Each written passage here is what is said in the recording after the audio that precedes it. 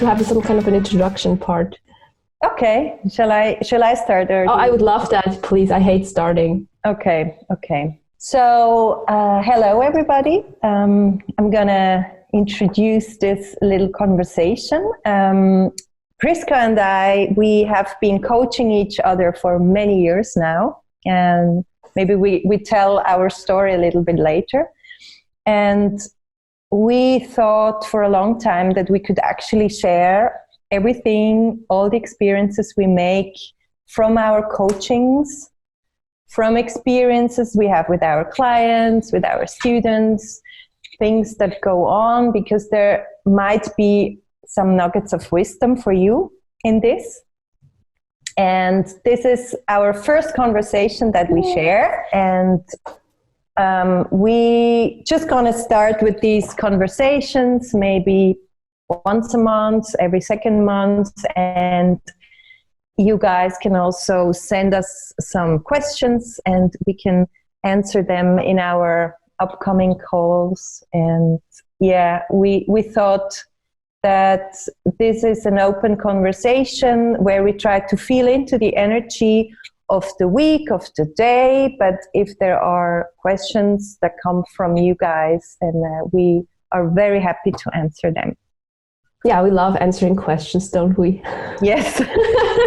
As generators, we love answering questions. Exactly. Thanks so much for introducing us, Christina. I'm super excited for this, and I have no clue what's going to happen. And Me neither. We're just starting before we're ready. That's how we always start, right? And yes. We don't even have a name yet, but we're just starting out where we're at today.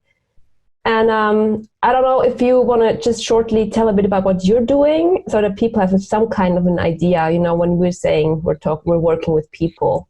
Yes. Yes. Yeah, what we're doing. And maybe also why we're talking English together, because it's not the normal language we're talking together. Exactly. Normally we talk in Schweizerdeutsch, in Swiss German. So first we thought, let's do it in Swiss German. But we have international clients and we have many friends around the world. So we want to open these conversations for as many people as possible, even though it's not our mother tongue. But yeah, for me, English is sometimes even easier than Swiss German, because I have been doing all my dance studies when I trained as a dancer in English-speaking countries, and these were like the formative years. So English is really natural for me, even though I don't know all the words, but yeah. We don't have to, don't we? Don't. Yes. You know, like I'm living in the Netherlands right now. Like I moved to the Netherlands like 4 years ago. Oh my God, 2016. Yeah, in April 2016. And for me, it's like, because I'm actually having a relationship in English, like with my partner, because he's Dutch. Even if I speak Dutch now, we still speak English together. So for me, English is also like, it's just coming naturally, but it doesn't mean in any way that I don't make a gazillion of mistakes or pronounce things wrongly or whatever. But I don't, it's just so funny, because we were also discussing if we wanted to do this in German, like not in Swiss German, but in German, so that more people could understand us. But for both of us, it was like, no, this feels so icky. It really feels like more of a foreign language to us, like actually English, right? That's true, because for me, the German would feel a bit like playing theater. Yeah. And this brings us back maybe to our beginnings, where we met, because in 2012, I was on a big search of how to build my own business, how to offer my services to the world. And I made every online course possible in the field of online marketing, online course, spiritual growth, or self-development. And most of them were in people from English-speaking countries. Yeah. And I was always like the foreigner or the Swiss girl. And suddenly I found another Swiss girl in one of these international courses, and this was Prisca. And then we met, and I think we had a date. in Bern. Yeah, right? exactly. It was actually a mastermind. It started out as a mastermind. I think this was the first time because first we wanted to meet, but then your girl got sick. Oh, yeah, that's true. That's true. And then we did B school together. Exactly. Yes. Marie Forleeuw's B school, and there we had a Swiss mastermind, and that's where we met. Yes, exactly. And it was love at first sight.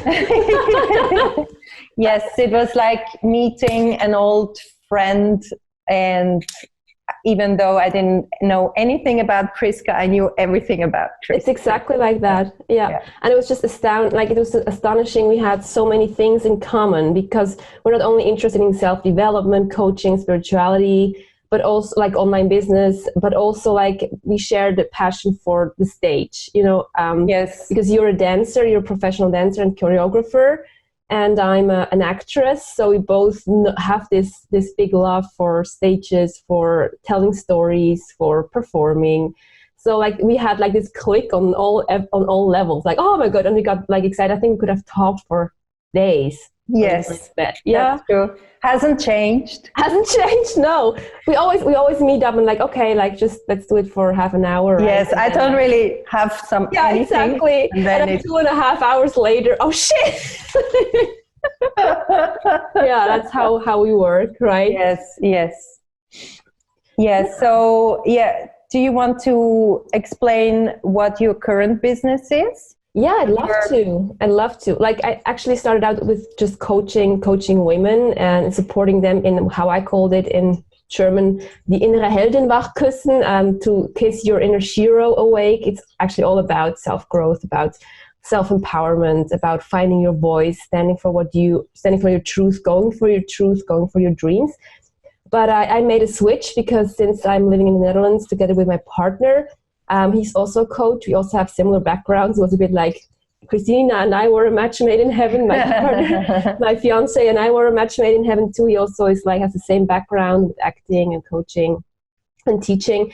And so we decided to have a business together. And so we're into relationship coaching. So like we're both intimacy and relationship experts, supporting women in attracting the love of their life, like really removing the blocks that keep them from getting the love they want, and supporting soulmate couples in like through the trigger fests. We all know them, who are in a relationship like that, in these deep kind of relationships where all these triggers come up, all these old pains come up, so that this love can get even more deeper through these processes. Let's call it like that. Yes, because that's like an ever evolving journey together. Yeah. Every time we think, now we figured it out, the next hit Exactly. It's always like that, right? Yes. Yeah. So and like just about me, I'm living here, as I said, in the Netherlands. I'm from Bern, Switzerland. I'm living here with my soon-to-be husband, our 2 street dogs from Romania. And I'm putting out the Romanian dogs before our kids. Like, I don't no, it's just because they're right now not here. Yeah. They're not my biological kids. They're my step kids, and they're 1 week with their mom, 1 week with us. And so we're having this blended family situation. And that's me in a nutshell. Exactly. Yeah. And now I'm so curious to hear your nutshell, because it's very hard to put you in a nutshell. Yes, a story of my life to figure out how to bring it all together. Trained as a dancer and choreographer. That's like, I feel like this is my soul's journey. And I'm also teaching dance classes, and I'm also a yoga teacher. And then I'm a coach. So I also guide men and women on their journey to find their potential, to find in all areas of their life. So I love to look at it in a holistic way. Some of them come through me through my yoga, and then we figure out, actually in your relationship there's something not working, or other people, they come to the coaching and we realize you should be moving more, and then we connected with yoga or body work. So I have dance, I have yoga, I have coaching, and then I also love to paint and make any kind of art. So mainly through dance and painting, but I also love to make music. I play the piano, and so that's... You just are talented with everything that you're doing. And by the way, we're looking at one of your pictures, right, in the background. This is one of my paintings. Yeah, yes. Amazing. I love that. This nature line that you did, right? With Mother with Earth. Lots of water, and yes, exactly. So beautiful. I love your pictures. Well, I actually love everything that you're doing. Oh, thank you. Because you're also actually a nutritionist. Like you have so much knowledge about food. You're the most holistic person, like from the spiritual background to the like nurturing background to the like soul art, like just on every level, emotional, like emotional, soul, spirit, everything gets just nurtured with you. Body, of course, too, with yoga and everything. That it's just so beautiful what you're doing. So all your clients are always very holistically. Yeah, thank you. I try, but sometimes, I mean, I know it's a blessing, but sometimes it's also a struggle. I get that. To know where to focus, because my mind sometimes goes, whoops, all these possibilities. Exactly. I know the struggle. Yes, exactly. And I think for a lot of people, this is actually a struggle. Or I also thought back to the days, and you might have the same experiences. You have chosen a path, but then you have all the other interests, and then you kind of know that you want to start your own business, but where to choose from? There's so much possibility, and I think that never really stops, because you constantly have new ideas within your own business. And how was it for you when you started to decide on which track you're gonna go and where you want to create offers for your clients and students? Are you talking to me, or are you talking to the listeners right now? For you, I want to ask you, how was it for you in the beginning? How did you find that? It was a journey, to be honest, because I always wanted to be an actress. That was my big dream since I can think of. I wanted to be an actress. And there was a point in my life, I became an actress, I made a whole education, and a point in my life when I couldn't work, I just couldn't agree with the business. The business really made me sick. It made me also, I just didn't like the energies there. I was just too sensitive for it all. And I remember I had got a contract from an agent, and everybody wants an agent, right, as an actor. And somebody wanted me, and I just couldn't sign that contract, because I felt like I'm some kind of a property, and I have to just play whatever they want me to play, because they make money with what I'm doing. So I felt like a piece of meat, and I really couldn't sign that. So this is when I knew I cannot pursue this as a career any longer. Otherwise, I'm really getting sick, because I got sick all the time, like constantly. So I had to figure out new ways, and I then had a big crisis in my life, and my back then boyfriend broke up with me, and I just lost everything. And this is when all my whole soul search began. And then I got into coaching, into spiritual practices, Reiki, healing things. And all of a sudden, there were all these options, because acting was still there, and I wanted to support people, but I was constantly torn apart between all the things that I loved doing in my life. So I know the struggle that you're talking about. But then I felt like, okay, I want to focus on helping women. This is where I felt most drawn to. And this is when I started doing this women's work. And still I was acting to the side. It was not my main job anymore, but it was some kind of a half-half kind of thing. And then when I moved to the Netherlands and I gave up my whole life in Switzerland, I sold my whole, gave everything away, sold the rest. And everything just fitted in a trunk, came to the Netherlands. And just me, my little dog, and a little room that I could afford there. And it was a very hard time, because my partner and I have a very, very crazy love story. We can talk about this another time. But in any house, I was very alone, because he was busy with other things. And this is when I realized that all the tools I've learned were helping me so much to pulling me through this time. Because I really was so lonely, and still I was feeling, nourished from the inside out. And this is when I knew, I have to put this out there in in a bigger way. And this is when I started doing group programs, and and it just came naturally. And from the start, I had like filled programs. People loved what I did. They had big breakthroughs. So it was really a journey. I felt like I kissed my inner Shiro awake. So this is why I felt like, okay, I have to do that with women too. Also, the acting fell away, you know, because I couldn't act in the Netherlands. I couldn't speak a word Dutch back then, right? Yes. So it was impossible. And then Bas and I, my partner, his name is Bas, we had a lot to go through as a couple, because in a nutshell, he was married when we met. So we did not even only had to, I did not only have to move my country, he had to leave a marriage. So you can imagine all the shitstorm that happened, all the guilt, all the judging from society, everything that happened. So, and then he got sick, and it's a very long story. But anyhow, so we made it through all of this, and we felt that there we have some kind of a responsibility to pass that on. To share that thing. All the lessons were thrown at you. Seriously, I mean, it felt like, oh my goodness, life. Can we have a break here? Nope. Because like it really is one thing after the other. Really, the last 4 years since I've moved here have been like really not a walk in the park. It has been the hardest time of my life, and at the same time, also the biggest growth happened this time. So this is how it's like life kind of brought the things into like my way that I felt like, okay, this is how it has to be. And with sorry. Yeah, and what I guess you get asked this a lot, like what would you suggest to people who kind of know they want to have their own business, but they're kind of on their search, how can I find my mission? How can I find my true calling?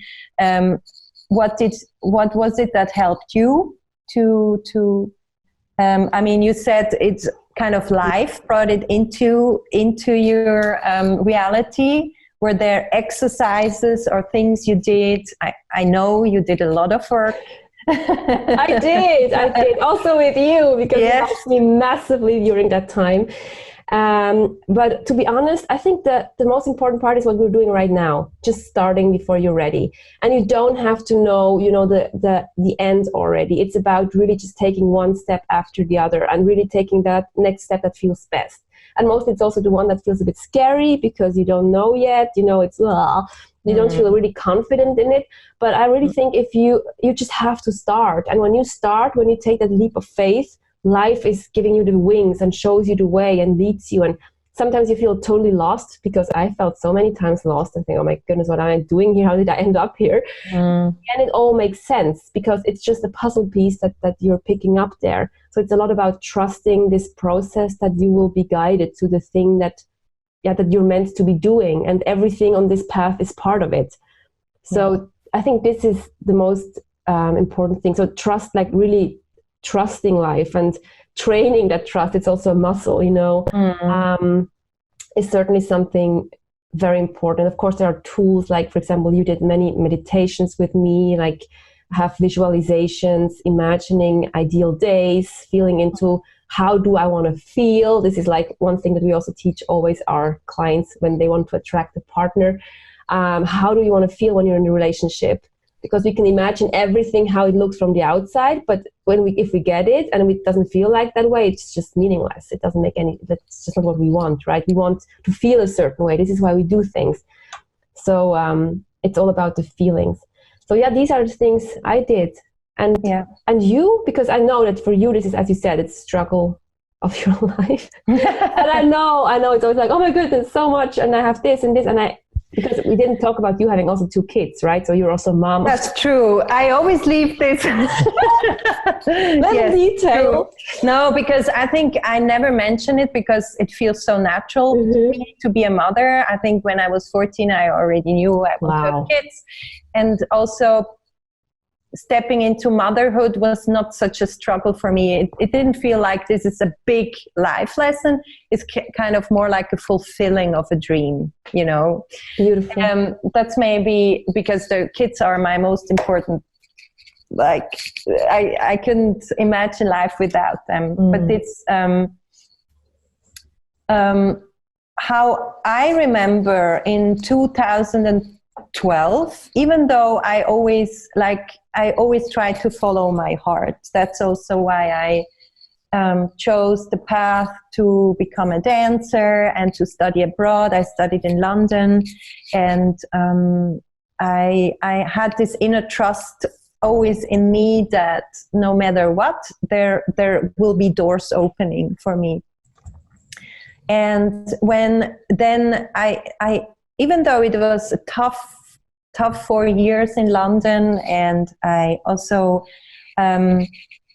I struggled more with the city life and not being close to nature as much as I used to then, because I loved the physical activity of a dancer's life. I loved that, even though it was tough. But after my degree in London, I had a contract with a company, and then the choreographer had an accident, and she had an injury at her back. So I came back to Switzerland to have a little job, and that's when I came together with my now husband. We met again, we were old friends, and we fell in love, and I realized this time I'm not going to go again, because I had many or more like affairs or short-term relationships where I left because of the dance. This time and even though I wanted a relationship so badly, and this time I really felt like I'm going to stay. So all my connections in the dance world, I had to leave in London, and I came back and I had to start again from scratch. Wow. And I was totally lost. The relationship was really my anchor, which wasn't so healthy either. So not so healthy. Not so healthy because, it was an anchor, but kind of I was lost in this relationship for a while, I felt like. And then I started to work in fitness centers. I also trained as a fitness instructor. I didn't even know that. I didn't even know that. Oh my goodness. Yes. And then I worked in call centers and in restaurants, and everything was not really fulfilling. And then I started teaching. I was really afraid first because I felt like, I don't have much experience. I had been teaching a little, but so that was the first time where I thought, okay, just let's do it, start before you're ready. So I really grew into this role as a dance teacher. And the hardest was probably teaching teenagers, because they're so direct and cruel and no mistakes allowed. So they were a good learning field. And then, so that got more and more, and suddenly I'm teaching every day and different schools, and really overcoming my fear of talking because I was like, I could not speak sometimes. I was really, when I was ready to speak, the conversation was probably already over. Okay. So I was, in my family, we wouldn't really talk a lot. So teaching was a really good lesson for me to just stand in front and use my voice. Yeah. And then in 2012, I think when I had my second child, I was really, really unhappy because I felt my inner artist was lost, and I had to find a new path again. And it was really hurtful because I didn't know where to start. And at the same time, while I was teaching, I always felt like I was coaching people, like after classes or outside of dance classes. And I thought, why not, start coaching in a deeper way? And so I did a lot of coaching courses and looked more into this.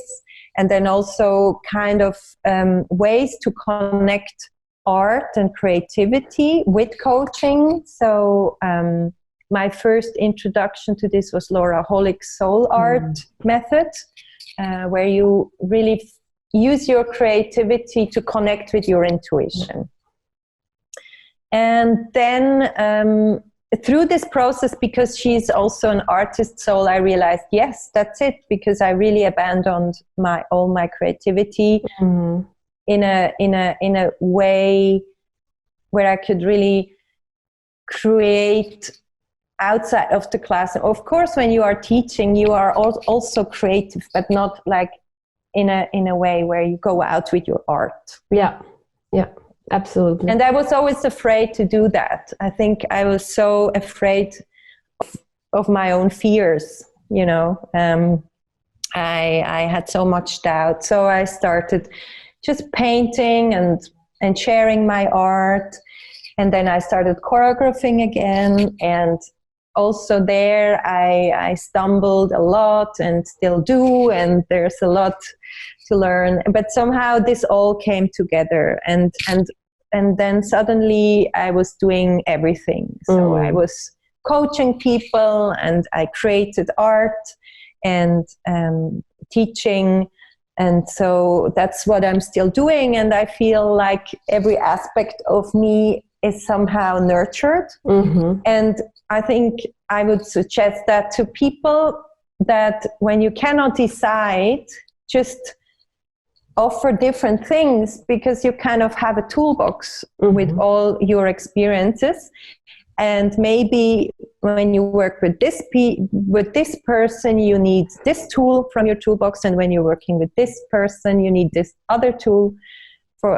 So just start, and on the way find where you attract most people, what feels good to you, and also find out which activities really fuel you, and activate, inspire, or fool you, inspire you, and which activities like really drain you and take away your energy. That's a very wise tip. And I think this is constantly changing, you know. Maybe some things drain you because there is so much fear you still have to go through. And 5 years later, you can do it easily because you have gone through a lot of healing. Exactly. I also think it has to always feel a bit scary, you know, but not that it's like totally blocking you. If it's blocking you, like, then it's too out of your reach. Then you have to take a step back and look for something else where you also still feel this feel of you know, it's a bit scary, but still you can do it, and you feel somewhere that you have the strength to see it through. Yes, exactly. I love that. And there was something, a question that popped up, and of course it's now gone. You said you were very much afraid of putting yourself out there, right? To show who you are, because you are afraid of being afraid, which is such a big thing of everybody, like, you know, stepping up and you know, really make yourself visible, right? Because it's one of the biggest fears we all have, because of, not so long time ago, we just got burned, right? When we spoke our truth, or were different and were visible as women. How did you work through that part? Like, this fear of the fear, what helped you there most? Can you remember that? I think I still have it. I think we all have our fears, and meditation helps me a lot. So I always, every day, I go into my future self. I visualize my future self, and how this future self, where does my future self live? What are the projects she's working on? What people are around her, and so on. And so this vision, I keep it through the day, and I know that, I trust that this will somehow, this or even better, will happen, and that the fear is actually just here to make us safe, but it's just a limited mind. Absolutely. Which is based on the experience, all the experiences you have made so far. So your past self that's behind you, it's a collection of all the experiences you made, but your soul, when you go into your heart and you really connect with your true self, this can already look into the future. Absolutely. That's what I'm focusing. Yeah, that's so good that you said that, because in the end, it's not even just what we have experienced. It's like it's what all our ancestors have experienced. It's what the collective has experienced. Because I just read this amazing book by Dr. Valerie Rain. It's called The Patriarchy Stress Disorder. I think every woman should read that. It's about how these we all have a trauma somewhere. Yes. And this trauma is inherited through DNA. It's like proven that you can inherit trauma because it's literally in your DNA. Exactly. And we don't even know that. So we all have these prison guards up telling us what to do and what we cannot do, and that they want to keep us small because they actually want to keep us safe. Yes. Right? Because they don't want us to burn at the stake again, or being like excluded from society, or being, I don't know, like all the horrific things people did to women, because we were there to serve men. We were there to be decoration, some kind of like, or we were there to get married to rich people, so that they could like merge families. This was the idea of the patriarchy back then, and it is still within us. So when we step out of that, of course, all these prison guards come up and say, "Hey, go back, go back." And it's so important that what you say, that we know about this trauma, that we work on that trauma, and that we are really focusing on this future self. And you call it future self. I always call it the inner Shiro, that we have to wake up, but it's also the same thing. It's a part that already lives within us. But you said in your soul, like this, in your heart, there lies the truth. And that's exactly what the Shiro also knows. This part of us that knows we're made for so many greater things. Yes. We can do so much more than we thought we can. Yeah, and a good practice or exercise I do also with my clients, when this fear comes up, really make it a person or a figure. Like really imagine, what does it look like? Give it a name. Maybe you can even draw it, and then put it somewhere, like on the floor where you can look down to it, or on your hand. And whenever this comes up, it's kind of like a bell that's ringing. Oh, hello, you are again. And I once did a little piece about this figure. I realized my inner critic was a really strict, thin woman. Like she was like smoking cigarettes the whole time, and she was very nervous, and she was like pointing with the finger all the time, and her fingers were like really stingy, and and I did a little, and I danced her, and it was so liberating to put her outside of my system and realize that she's just a construction in my head. Yeah, and she wants to keep you safe, right? She's not like there to be a bad girl, woman. Exactly. When you said it, it reminded me of Fräulein Rottenmeier. Yeah, exactly. Fräulein Rottenmeier. Exactly. Yeah, it's like from Heidi, this story of Heidi. She was the nanny, right?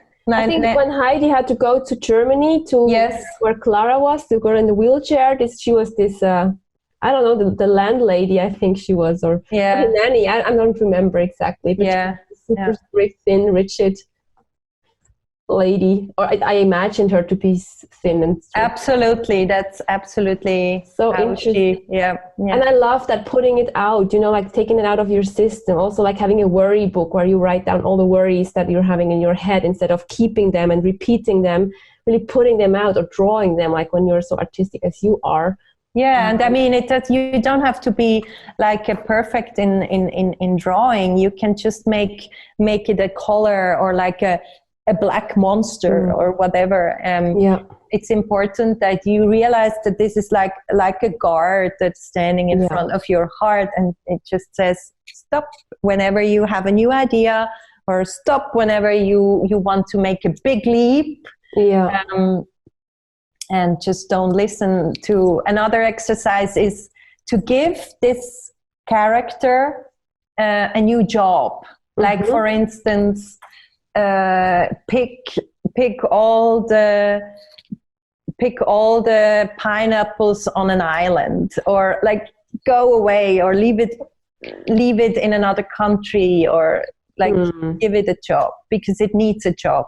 Okay, I've never done that. Because the mind always wants to keep us occupied. Figure out something, you know? Yeah, that's true. We always want to figure things out. So we have to ask ourselves the smart questions, right? To keep the mind busy with the good questions. And I also always say, you know, like putting the fear, because you cannot get rid of the fear, right? The fear is part of life. We're living in this duality. There is fear, and she wants to protect us, but not seeing her as our enemy, but really as a friend, somebody who wants to help us. But putting her on the back seat, so like, listen, I hear you. You know, I hear you. You want to protect me, and I'm behind the driver's seat, and I'm going to steer that vehicle wherever I want to steer it to, right? Yes. So you can help me figure out where I'm being reckless, or, you know, where I'm not listening to my intuition or whatever, but you're not telling me what to do in general. Yeah. That's another part in you that does this job. They have a job there, right? Yeah. So I'd love to hear also from the people who are listening, if you're having other exercise or how you're dealing with these fears, or the fear of fear, which is a very famous fear, right? That keeps us in a place that we know, in this comfort zone, which is maybe not very comfortable, but still we know what is happening, how it hurts, and we can deal with it. But yeah, this is not where the miracles are happening, right? In this little box. So something that you listeners or watchers can ponder upon, like how do you deal with fear, or when you make a big leap, is there something that you need to leave behind or not listen to, and maybe do the exercise with giving the fear a figure, a character, a name, a form, and share your experiences, because we could do this every week, actually, this exercise. Every day, maybe even. Every day. Especially the worry book, you know, when you really put out all your worries, you could every moment when it's coming into your mind, you could just write it out, put it out in the system. Yes. Give it a place to be, just in your head. Yeah. But I love this painting. I think I'm going to try that one out. I never did that. Yeah, because it's her. Anything you can do. You can also sing about her, or do a little movie about her, whatever. And make it kind of real, because when it's stuck in your head, it's part of you. When you can put it out, it's something you can tell to stop, or to go out, or to not interrupt with your own feelings. True. Yeah. And another closing word, or something that helps me always when I want to start a new project, or something that feels overwhelming in the beginning, where I feel like I'm not ready, is to just start with maybe 20 minutes a day doing that thing, and not having to have it all together yet. Yeah. No, because then you're blocking yourself. Exactly. Like really making an edible pieces, so that you don't choke up on it and feel like, oh my goodness, it's a whole Mount Everest in front of you. Yes. I love that. Little steps, and 10 minutes or 20 minutes, whatever it is that you can do to start before you feel you're ready. Oh my goodness. And we did it. We did it. I don't even know how long we've been talking about having this conversation, having this years. Really, years. Yes. Oh my goodness. I think so. Years. But I still have to figure out a name that fits us. Yes, maybe the watchers or listeners have also an idea. Yeah, because we have to talk about the bloopers quickly. Oh my goodness. Priska and I, we love to watch bloopers. Oh my goodness. Bloopers. Maybe you can explain what a blooper is. A blooper is actually an outtake, mostly in movies, when they, like, I don't know, when they hit their heads all of a sudden, or they fall off the bed, and then there's this stuff that happens in movies or also in theaters or whatever that actually are not meant to be there. Yes. Yeah, and it's very funny because, of course, mostly they're very seriously acting, and then all of a sudden, I don't know, like somebody gets something in their face. Or they start to laugh. Or they start to laugh. Yeah, my goodness, I can just, like, nothing cheers me up like watching a blooper video. Yes. Always at the end of the movie, the bloopers are just the best part. And we said it would be so cool to have a collection of our own bloopers, you know, when we record something. I mean, this whole video is a blooper. But, and I was thinking that actually the life gives us so many bloopers. You know, we always fall, and we always, it doesn't happen like we imagined it to happen. And that's where, but actually these bloopers of life are the best learning lessons, where we grow the most. And the zest of life. Exactly. The zest of life, the blooper, and we have to think about it, the blooper town or something. I don't know, like we would just have to brainstorm some more. But if you have some ideas, let us know. Yeah. And we have, again, no clue when we'll be back and where we will be back, if we have our own YouTube channel already or not, but we will keep you guys posted. And just tell us if you have any questions or topics that you would love us to talk about. We'd love to do that. And any questions, just send them in. And we link all our informations below, and you can send in all your questions. Yeah. Yay! Yes. It's a wrap!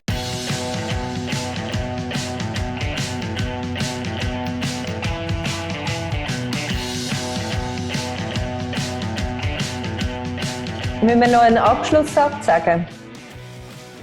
Einfach bye. Bye haben wir nicht gesagt. Oh, okay. 1, 2, 3.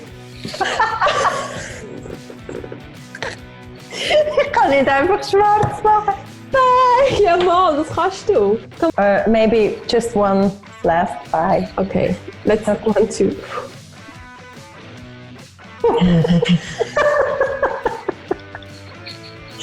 Oh.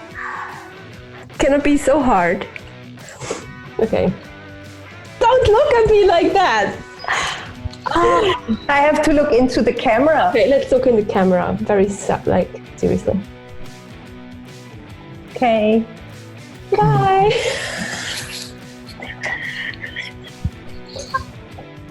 Seriously, we have been talking now for a friggin' 45 minutes and we cannot say goodbye. Okay. So we close this conversation. Conversation was a very good bye.